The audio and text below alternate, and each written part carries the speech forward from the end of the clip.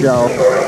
Second part of the late daily double with 6F Noble Armbro taking the 7th race, combined with 1A Cloverleaf Gladys and Carmine Abbatiello on the bike. 182 the return with 2B She's a Cash and Don Galbraith, $292.20. 3C Fana Hanover and Buddy Gilmore, $47.60. With 4D Miss Noni and Benny Steele, $230.80. 5E Pawn Shop and Jim Rankin, $251.20. 6F Leoma Hanover and Bill O'Donnell, $257.40. 7G Belle Almahurst, Rajon Daniel, $455.20. And 8H Katie Bob with Larry Rathbone replacing Ed Lohmeyer, $266.60. And here is Jackie Lee. They're off. Fana Hanover goes to the lead with Cloverleaf Gladys. She's a cash away third. Moving from the outside, Belle Almahurst. Well, on the first turn, Cloverleaf Gladys has the lead by a full length. Fana Hanover up to tuck in second. Park the outside.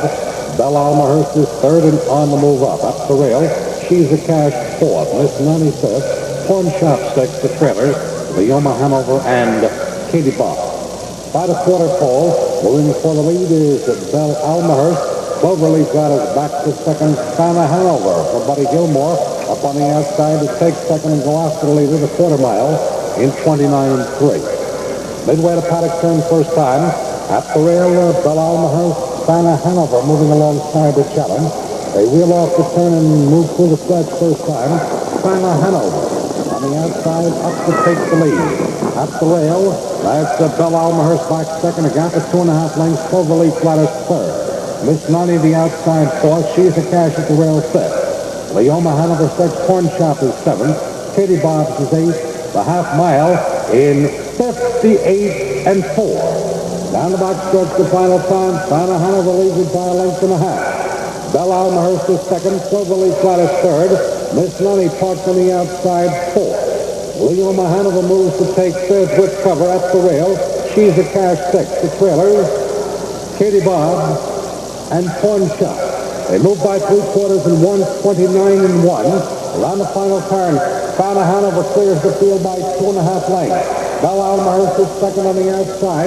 Miss Nani is a closer third. They're at the top of the stretch, and it's all Fana Hanover and Buddy Gilmore leading it by 2.5 lengths. As they straighten out and come to the wire, Fana Hanover has the lead. Cloverleaf Gladys down on the inside is second as they move to the wire. Fana Hanover and Cloverleaf Gladys coming off. Under the wire, Cloverleaf Gladys and Carmine Abbatiello nips the pace-setting Fana Hanover right on the wire in 2 minutes, 2/3 of a second. Now back to Stan Bugstein, Spencer Ross. Well, Carmine Abbatiello came into this night trailing Jimmy Marone by 1. He's now won 4 races. He's up by 3, and what a monstrous finish. He is a tough man. That 58.4 that Jack told you about proved to be a little bit too much for the horse that appeared, or the filly, I should say, that appeared to be the winner. It looked like Gilmore had this thing won, and the sound of ripping tickets that you heard at this point might have been those who had Cloverleaf Gladys, because Mr. Abbatiello was fourth down along the rail. It appeared safely that Fana Hanover had the race sewed up, and it appeared that Abbatiello was not going to get out in any event, even if he had enough horse to do so.